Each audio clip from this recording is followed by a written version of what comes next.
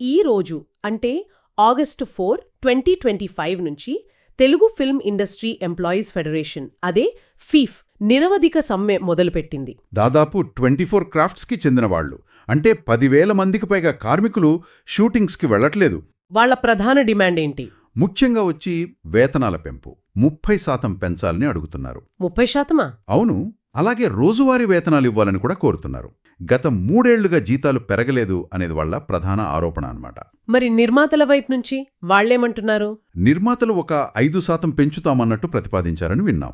5%? అంతే, కాని ఫెడరేషన్ అదసలు సరిపోదని చెప్పేసింది. ఇంకో విషయం కూడా ఇక్కడ కాస్త వివాదాన్ని పెంచిందంటున్నారు. ఉస్తాద్ భగత్ సింగ్ సినిమా కోసం పవన్ కళ్యాణ్ గారి సినిమా. అవును, దానికోసం ముంబై నుంచి సిబ్బందిని తీసుకురావడం కూడా అది ఈ సమ్మె టైంలో జరగడంతో కొంచెం సమస్య అయిందనమాట.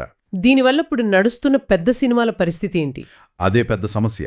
మహేష్ బాబు గారి SSMB 29, రామ్ చరణ్ పెద్ది, బాలకృష్ణ గారి అఖండ 2, ఇంకా మిరాయి లాంటి చాలా పెద్ద ప్రాజెక్టులు ఆగిపోయే ప్రమాదం ఉంది. అంటే ఆర్థికంగా పెద్ద దెబ్బే పరిశ్రమకి. ఖచ్చితంగా. చర్చలు జరుగుతున్నాయి లేబర్ కమిషనర్ ఆధ్వర్యంలో, కానీ ఇంకా పరిష్కారం రాలేదు. ఈ 30%కి 5%కి మధ్య ఇంత గ్యాప్ ఎందుకొచ్చిందంటారు? సహజంగా కార్మికులేమో పెరిగిన ధరలు, జీవన వ్యయం అంటున్నారు. అది నిజమే కదా. అవును.